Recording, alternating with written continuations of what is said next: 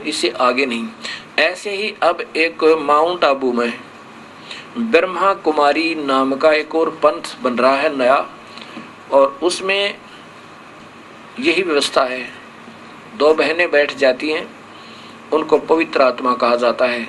उनका स्वयं मानना है कि पहले एक लेखराम शर्मा नाम के व्यक्ति थे, लेखराज, और उनके अंदर कहते हैं भगवान बोला था, और उसके बाद उसको ब्रह्मा की संज्ञा दे दी कि ये ब्रह्मा है, जो अभी थोड़े से दिन पहले वो शरीर में थे।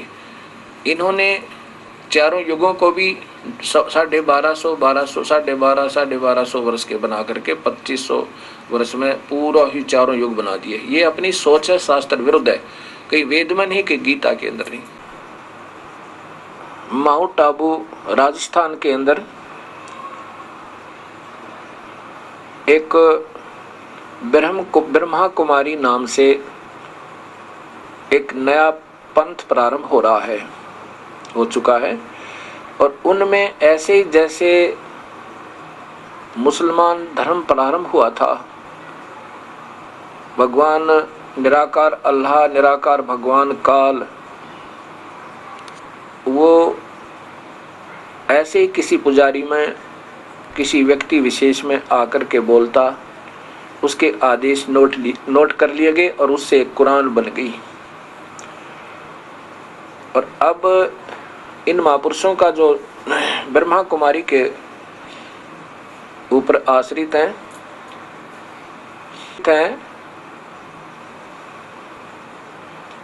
उनका मानना है कि अब वहाँ 2 लड़कियां, 2 बहन, अच्छी आत्माएं वहाँ पर बैठती हैं।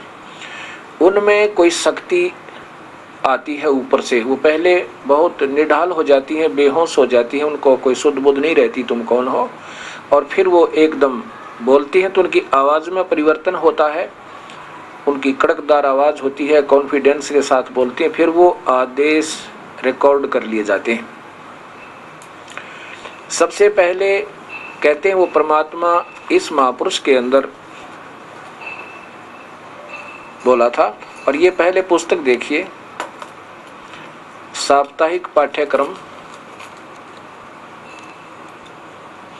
ईश्वरीय ज्ञान का साप्ताहिक पाठ्यक्रम, प्रजापिता ब्रह्मा कुमारी ईश्वरीय विश्वविद्यालय, पांडव भवन, आबू पर्वत, राजस्थान में। ये आपके सामने है, और ये यहाँ देखिएगा,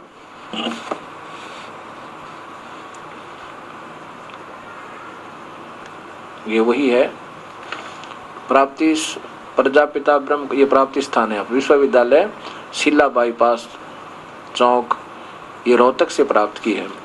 एक भगत जी हमारे पास लेकर आया। ये माने जाते हैं श्री लेखराम जी, कहते हैं इनके अंदर काल, यानी वो शिव भगवान, वो शिव कहते हैं काल को, और समझ नहीं पाए, ये काल ही तो बोल गया इनके अंदर भी। अब अपनी व्याख्या गलत सलत जैसी समझ में आई। ये देखो, परम पिता शिव, परम पिता शिव, गीता ज्ञान दाता। अब देखिए आपके सामने वेद खुलेगा, ये बड़ी आत्मा भी कहाँ टिक कर बैठेगी।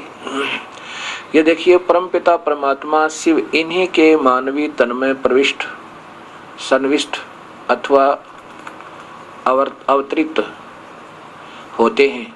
इन्हीं के कमल मुख द्वारा वे ईश्वरीय ज्ञान तथा प्रायलुप्त सहज राजयोग की दीक्षा देते हैं तथा प्रजापिता तथा पवित्रता एवं सद्गुण संपन्न जीवन का आदर्श प्रस्तुत करते हैं।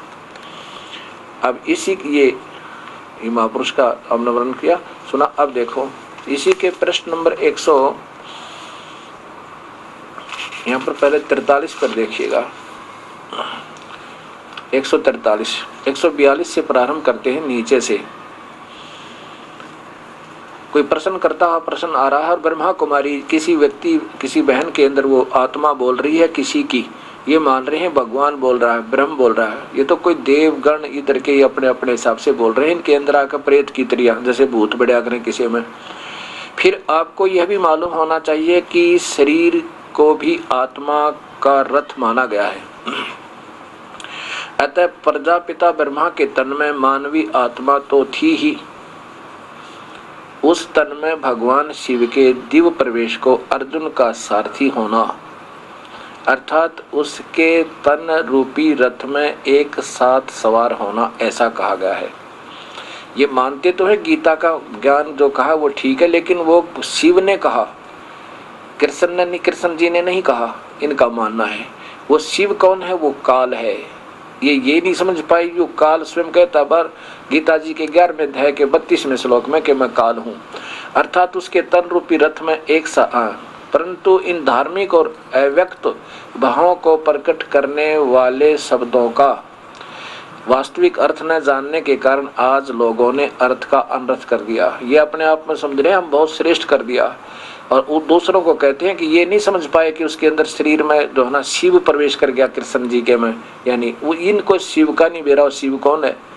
और जब गीता का आर्ट भी ले रहे, मानो गीता का खंडन कर दिया। क्या कहा इन्होंने कि जैसे ब्रह्मा के शरीर में, आदम के शरीर में, ब्रह्मा के शरीर में शिव भगवान आकर बोले, ऐसे ही श्री कृष्ण के रूप में दिव्य प्रवेश को अर्जुन का सारथी होना, अर्थात उसके तन रूपी रथ में एक साथ सवार होना, यानी श्री कृष्ण के रूप में काल शिव भगवान, ये कहते हैं वो शिव आके बोला, ये शिव नहीं तीन लोक आला कहते, और जो ब्रह्मा विष्णु महेश का भी जो रचने वाला वो शिव बोला इसमें, ऐसा कहा गया। यानी गीता इस शिव ने कहा, ये शिव दिखाता हूँ, ये किसको मानते हैं। परंतु इन धार्मिक अव्यक्त भावों को प्रकट करने वाले शब्दों का वास्तविक अर्थ न हो जाने के कारण आज के लोगों ने अर्थ का अनर्थ कर दिया है, मानो वह गीता का खंडन कर रहा है।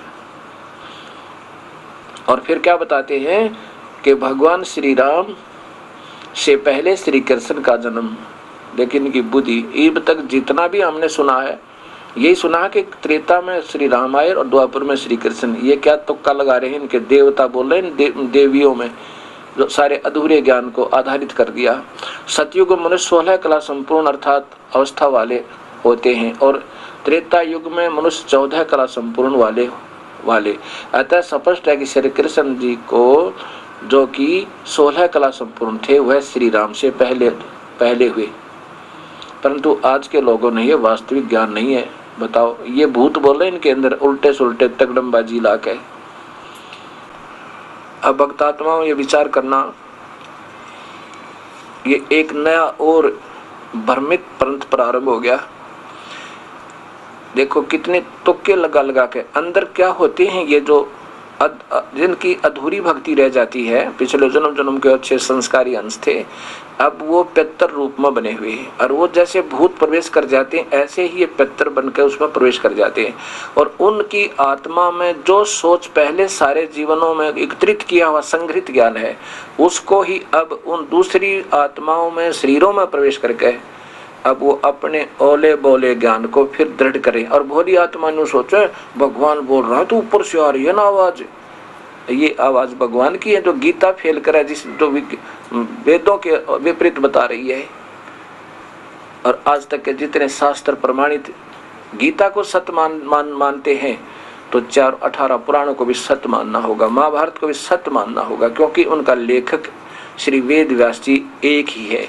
चारों वेदों का, गीता जी का, 18 पुराणों का, महाभारत का, श्रीमद् भगवत सुधा सागर का और गीता जी का। इसलिए किसी भी शास्त्र को गलत नहीं किया जा सकता। अपनी सोच कमजोर है वो अलग चीज है। और फिर बताते हैं कि श्री राम से पहले श्री कृष्ण हुआ, क्योंकि वो 16 कला के थे, वो 14 के थे, घटते आगे है। तारा भला ये धन है तारे माता पिता ने। अब ऐसे ये बात बिगड़कर धार्मिकता इतनी गिर जाएगी, क्योंकि वेदों को भी रिजेक्ट करने लग जाएंगे अंत में इन अधूरे शास्त्रों पर आधारित होकर बोली आत्मा। अब देखो इसी में क्या लिखा है आगे, ये वही ब्रह्मा कुमारी